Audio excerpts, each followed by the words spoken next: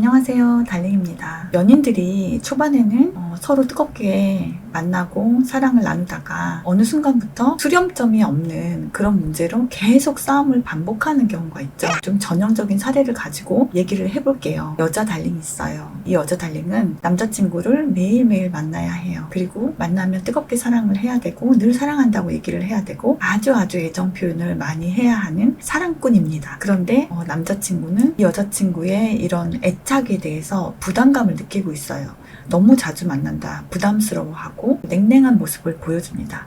그러면 여자친구는 서운한 마음이 들어서 남자친구를 채근하는 거죠. 자기는 나를 사랑하지 않는 거야? 사랑하면 만나면 반갑고 껴안고 싶고 그런 거 아니야? 그러면 남자친구는 너는 너무 나에게 다가와. 서로의 사생활은 너무 침범하지 않았으면 좋겠어. 이렇게 선을 긋는 모습을 보이는 거죠. 속상한 일이 있었을 때 남자친구한테 위로를 받고 싶었을 때 남자친구는 위로를 해주기는커녕 각자 일은 각자 해결하자, 이런 식으로 또다시 차갑고 냉정한 모습을 보여서 엄청 상처를 받았습니다. 자, 이 커플은 어떤 어려움이 있는 걸까요? 우선 이 남자분은 이런 사람일 수 있습니다. 누구를 사귀면 너무 깊게 애착을 느끼는 것이 불편한 것이죠. 지난번 영상에서 불안형 애착 유형에 대해서 말씀드렸을 거예요. 자, 이 남자분은 회피형 애착 유형에 해당합니다. 이런 분들은 연인이 원하는 친밀감이 부담스러운 거예요. 나는 혼자만의 생활, 내 공간이 필요해. 이 이상 넘어오는 건 난 불편해. 이렇게 좀 철벽을 치죠. 상대방 연인은 사랑이 식었나, 이런 서운함과 불안감에 더욱더 사랑을 갈구하고 매달리는 반응을 보이게 되죠. 그러면 이 회피형 남성은 저 멀리 도망가 버리고 숨어버리는 그런 반응을 보이면서 두 사람은 끝없이 악순환의 사이클을 돌게 되는 거예요. 이런 회피형 남자는 이런 생각을 하죠. 여자들은 처음에는 괜찮다가 조금만 사귀면 정말 매력이 없어. 실증나. 내 이상형은 어딘가 딴 데 있나 보다. 이렇게 생각을 하는 거죠. 보통 연애 유형에서 회피형은 20% 정도가 해당되고요. 그리고 불안형이 30% 정도. 나머지 50%는 안정형이라고 합니다. 여성분은 여기서 불안형 애착 유형일 가능성이 큰 것 같아요. 이 불안형과 회피형은 서로에게 강하게 끌려서 종종 커플이 되곤 합니다. 서로 불행하게 하는데 왜 끌릴까요? 회피형이 불안형을 밀어낼 때 불안형은 더 강하게 매달리면서 사랑을 갈구하게 되죠. 이때 내가 이 사람을 사랑한다고 강하게 확신하게 되는 거예요. 그리고 이런 사람을 사랑하면서 느끼는 감정의 롤러코스터에 중독되어 있는 부분도 있죠. 그래서 이런 패턴을 반복하는 거죠. 계속 회피형 남자를 찾게 되는 겁니다. 그리고 이 회피형 남자는 역시 이 여자도 따분해. 나는 독립적이고 나는 강한 인간이야. 이렇게 상대편이 자기에게 매달렸을 때 자기의 힘을 확인하게 되는 거예요. 회피형과 연애하면서 멘탈이 잘근잘근 나가고 자존심이 바닥을 때리게 되는데요. 이런 경우에 내가 뭐를 잘못했을까, 이런 생각을 많이 하신단 말이에요. 그런데 이거는 그 사람이 애착에 대한 태도가 문제가 있기 때문입니다. 하지만 내가 이 사람을 왜 선택했는가에 대해서는 알아차릴 필요가 있죠. 자, 회피형은 사실은 그렇게 혼자 있고 싶으면 연애를 하지 말아야 될 거 아니에요. 그런데 회피형도 본인이 외롭고 사랑을 원하기 때문에 사랑을 시작하는 겁니다. 그런데 어떤 자신의 과거의 어떤 이유로 버림받는 것이 두려워서 버림받기 전에 자기가 밀어내는 방식으로 스스로를 보호하는 방어 기제가 발달되어 있는 심리일 가능성이 크죠. 내가 만약에 회피형이라고 생각이 되시면 내가 정말 이 사람하고 헤어지면 어딘가에서 나의 쿨한 이상형을 만날 수 있을까, 거기에 대해서 한번 고민해 보실 필요가 있어요. 내가 회피형이라면 내가 사랑이라는 감정을 억제하고 상대방의 단점만 자꾸 찾으려고 하는데 누구를 만난들 내가 만족할 수 있을까? 라는 부분에 대해서 성찰을 할 필요가 있어요. 무엇보다도 내가 왜 사랑을 하면은 이렇게 밀어내고 같이 있는 걸 불편해할까?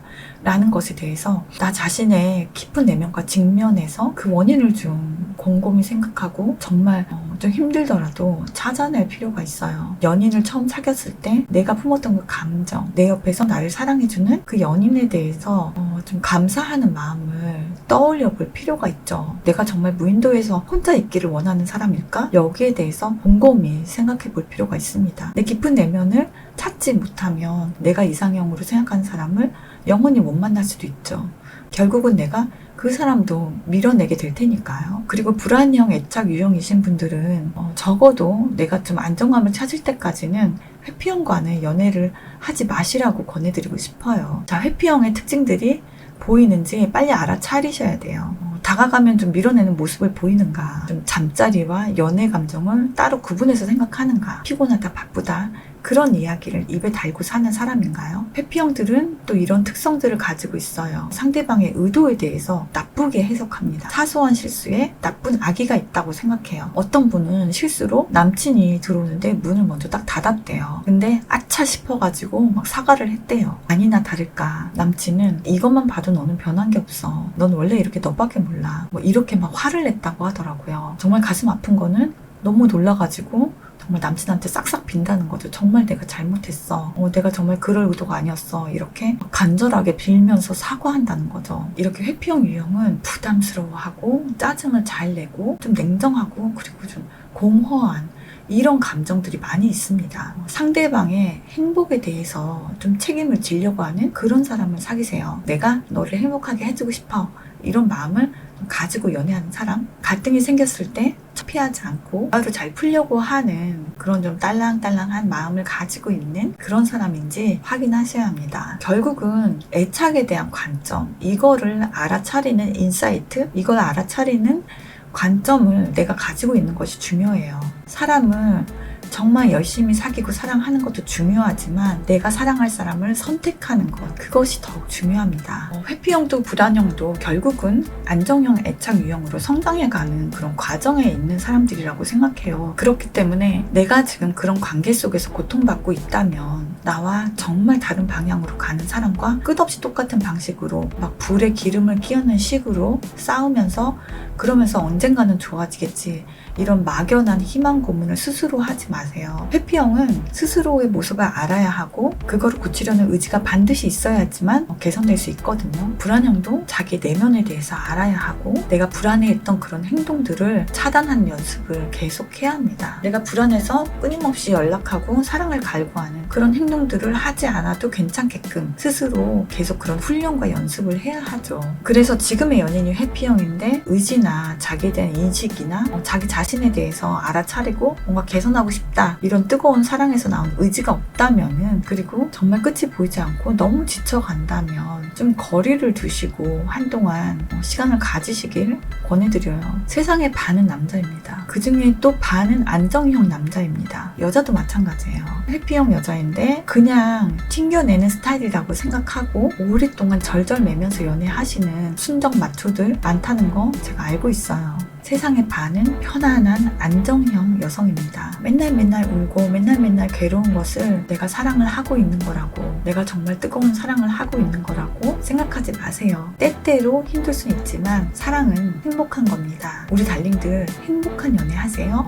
설명란에 애착 유형 테스트 링크를 제가 걸어놨거든요. 나는 어떤 애착 유형을 가지고 있을까 한번 테스트 해보세요. 다음에는 안정형 애착 유형에 대해서도 기회가 되면 영상을 만들어 보도록 하겠습니다. 사랑합니다, 달링.